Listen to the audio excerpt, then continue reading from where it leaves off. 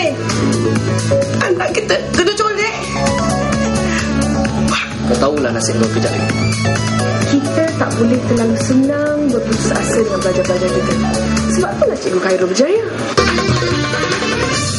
Bismillahirrahmanirrahim. Alhamdulillah wassallallahu ala sayyidina Muhammad wa ba'd. Sebelum kita lanjutkan kepada pertanyaan-pertanyaan yang sudah disediakan, saya ingin mengingatkan kepada para penonton di mana saja mereka berada, penyalahgunaan terhadap apa saja itu ternyata tidak ada satu perumpamaan yang paling buruk daripada pada saat dengan kita memberikan ilmu kepada orang-orang yang tidak minat atau yang tidak menginginkannya.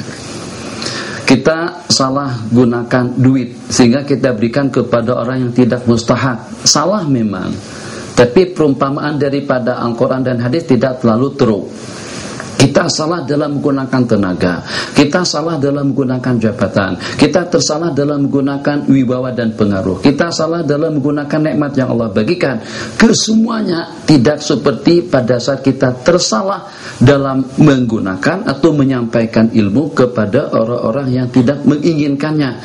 Nabi kita perumpamakan dalam sebuah hadis, perumpamaan seseorang yang menyampaikan ilmu kepada orang-orang yang tidak berminat, kepada orang-orang yang tidak berhasrat, kamuqallidil khanazir, seperti orang yang mengalungkan, ini dikalungkan nih, seperti orang yang mengkalungkan khanazir artinya babi, khinzir, ad-dhahaba wal fiddata wal jawahir, atau kama qala Rasulullah sallallahu alaihi wasallam, seperti dengan seseorang yang mengkalungkan emas, intan dan berlian, perhiasan serba daripada emas dan perak kepada anjing dan babi. Jelek, bahasa sana jorok, sungguh perumpamaan daripada baginda. Jadi ahbabuna fillah, di mana saja kita berada, para penonton kami yang budiman, saya ingin menghimbau kepada para asatidz, kalau pada saat kita terlibat dalam dunia ilmu, menyampaikan sepatah dua patah kata hukum hakam Allah, hadis-hadis Rasulullah, ayat suci Al-Quranul Karim kepada seseorang yang ngam sambil makan, ada sambil minum, yang kaki duduk dah seperti apa, diangkat kursi goyang seperti itu, sebelah sana baca majalah, sebelah situ baca mangga, yang sini dengan manggis, yang ini dengan wanita, itu dengan jelita, yang sebelah satu dengan akhbar dan juga dengan berita politik. Tapi kita bersyarah tentang Al-Quran dan hadis. Nabi kita perumpamakan orang yang bersyarah tadi itu, kalau dia tak nak break, kalau dia tak nak berhenti, Nabi kita perumpamakan dia tadi itu seperti orang yang bagikan emas, intan dan permata kepada anjing dan babi. Kan perumpamaan yang sangat-sangat buruk sekali. Bahasa logikanya apa? Logiknya orang gila saja yang berbuat semacam itu. Kalau seandainya dia waras, pemikirannya sehat, dia tidak akan menyampaikan ayat-ayat Allah dan juga tidak akan menyampaikan hadis-hadis Rasulullah SAW kepada orang-orang yang tidak berminat. Jadi ini pesan kepada sahabat-sahabat yang terlibat dalam dunia pendidikan, kuliah, muhadharah, atau juga motivasi atau dengan hal-hal yang berkenaan dengan masalah keagamaan. Silakan, mungkin ada tersisa lagi daripada pertanyaan. Adakah sah solatnya seorang makmum itu yang mana terdapat ruang di antara makmum di sebelahnya, dan adakah pahalanya sama seperti solat berjemaah? Jadi apapun, kalau pada saat ilmu sembahyang, ilmu puasa, ilmu zakat, ilmu teknologi, ilmu politik, ilmu ekonomi, ilmu dunia, ilmu akhirat, itu tidak kita pelajari, maka akan berlaku kejanggalan dalam hidup, akan berlaku hal-hal negatif seperti itu, sehingga sampai jadi pertanyaan yang ditanyakan melalui Facebook kita. Jadi bagaimana hukumnya kalau pada saat kita sembahyang ternyata ada jarak antara kita dengan makmum yang di samping kita cukup untuk satu orang. Jadi ulama mengatakan tiap perkara makruh dalam sembahyang hukumnya akan meluputkan pahala berjamaah. Jadi jarak antara shaf dengan shaf jangan sampai lebih daripada ukuran 3 hasta. Suatu hal yang penting juga untuk saya peringatkan kepada semuanya, pada waktu kita melaksanakan sembahyang 5 waktu sebagai imam, jangan sekali-kali imam menjauh daripada pelindung yang namanya sutra yang ada di hadapan. Jadi misalnya sutra kita adalah tembok, sutra kita adalah tiang, sutra kita adalah mimbar. Jangan jarak antara kita dengan mimbar lebih daripada ukuran 3 hasta. Kalau atau tidak kita tidak punya pelindung. Kalau kita tidak punya pelindung, makmum di belakang yang tidak ada pelindung, yang pelindung makmum itu bergantung dengan pelindungnya imam. Nabi kita bersabda, sutratul imami sutratul man khalfah. Pelindungnya imam akan menjadi pelindung kepada makmum di belakang. Berapa dosa kesalahan kita? Apa yang harus kita tanggung kalau pada saat kita tidak ada sutra di hadapan? Kenapa? Karena ilmu. Karena kita tidak mempelajari bab sutra dalam sembahyang, sehingga sampai berlaku kejanggalan-kejanggalan yang seperti itu. Kurang sembahyang kita juga menyebabkan kurangnya sembahyang makmum di belakang. Di segi sahnya, sah-sah saja, oke saja. Sembahyang yang di sininya kosong, sininya pun juga kosong.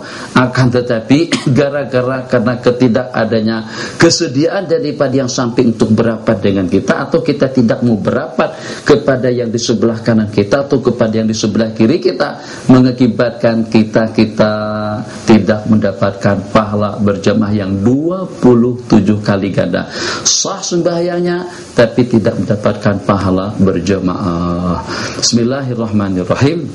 Kita kembali kepada tajuk perbincangan yang kita bicarakan. Allahu Akbar. Tadi kita sentuh tentang Palestina, sehingga sampai saya juga diminta hari ini untuk meletakkan bendera Palestina di sini. Nampakkan tuh dengan penonton kita di rumah, insyaallah nampak kelihatan lawa juga kalau kita letakkan di sini.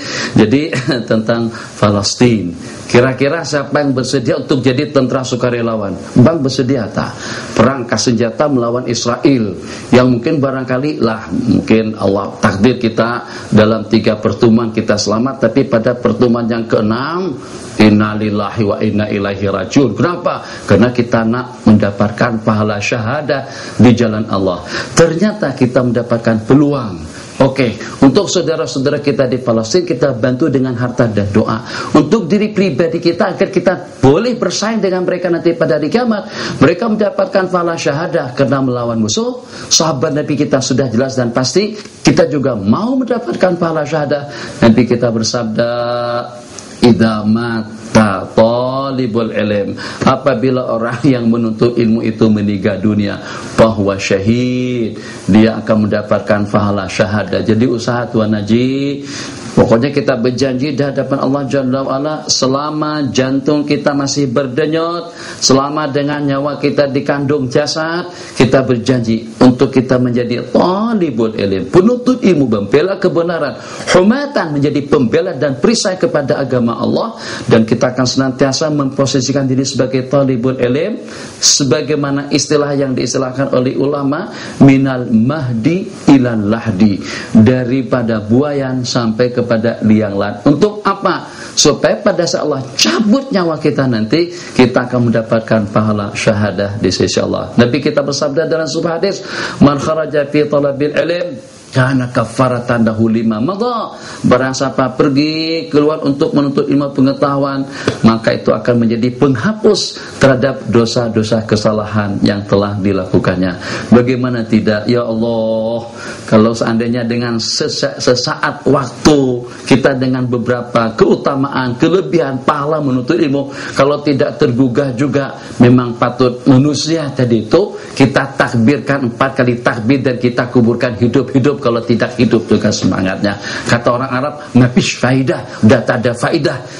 Yang lain dikejar, yang lain dituntut, sanggup untuk menempuh jarak perjalanan kurang daripada 200-400 km. Ya Allah, mana untuk mencari udara sejuk, nyaman, pemandangan indah dan cantik, kegembiraan helan. Pergi ke situ untuk mendapatkan suasana yang nyaman. Takkan dengan kita tidak mau untuk menempuh jarak agar kita mendapatkan suasana yang nyaman untuk selama-lamanya nanti pada hari kiamat. Suasana nyaman di kegembiraan helan itu cuma sekejap saja, langkawi sekejap saja, di Pangkur pun juga sekejap juga. Atau kita pergi ke mana? PD di Seremban, sekejap saja itu. Mandi setelah kedinginan itu udah balik saja lagi. Nak mandi selama-lamanya dalam kolam renang sampai bertahun-tahun, ratusan tahun mandi air kolam atau juga tepi pantai, tak ada kesan, selisma tidak, batuk tidak, demam tidak, panas tidak. Itu bila kalau mandi di kolam renang akhirat. Kolam renang dalam surga, mau mandi berapa jam di situ? Ya Allah, udah 13 juta tahun dah mandi saja. Itu yang kaki tempat-tempat rekreasi, yang kaki tepi-tepi pantai. Ada tepi pantai yang kalau pada saat kita sampai ke sana, segala kebahagiaan akan kita dapatkan. Jadi kesimpulannya, jangan sampai dengan kita mengorbankan kebahagiaan yang abadi, kebahagiaan kita di sisi Allah nanti dengan sejenak kebahagiaan yang kita dapatkan di dunia. Dunia kita arahkan, dunia kita peruntukkan untuk kita mendapatkan kebahagiaan yang selama-lamanya nanti di sisi Allah Subhanahu wa taala. Ahbabana fillah, kita masih ada 5 menit dalam live kita pada pertemuan di sore hari ini, dan insyaallah besok hari kita ada perjumpaan kembali dengan topik atau juga dengan tajuk yang berbeda. Saya ingin melanjutkan perbincangan dan perbuatan kita dalam dunia ilmu. Masya Allah, tabarakallah. Saya nak tanya dulu dengan penonton. Sebelum saya bertanya dengan kalian, saya bertanya dengan diri pribadi saya sendiri. Atau kita bertanya untuk kita semuanya lah. Nisma, kakak, dan juga dengan abang-abang semuanya, dengan haji-haji yang ada di sini. Siapa yang mampu di kalangan kita sembahyang sampai 1000 rakaat tiap hari? Jangankan kita share pun jawabannya pun tidak juga. Jangan tanya orang lain, kita pun juga tak boleh buat 1000 rakaat lengo ji. Kalau sampai 1000 rakaat, ya Allah, udah gemetaran lutut kita, udah tak boleh jalan, tak larat bangun, tak larat semuanya. Kenapa? Sebab tadi malam tuh sembahyang 1000 rakaat. Ternyata ada yang pahalanya lebih afdal daripada sembahyang 1000 rakaat sepatah ilmu pengetahuan yang kita belajar. Nabi kita bersabda dalam sebuah hadis, babun minal ilmi nata'allamu, satu bidang ilmu pengetahuan yang kita pelajari itu lebih berarti dan lebih berharga daripada 1000 rakaat sembahyang. Jenuh bang, 1000 rakaat bukan sedikit. Sampai kalau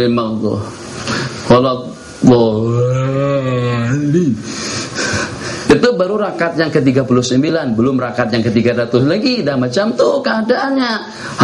Oke. Itu kalau pada waktu kita belajar. Pada waktu kita mengajar pula, karena kita ajarkan ilmu. Jangan yang diajarkan tuh menari buat maksiat. Hai.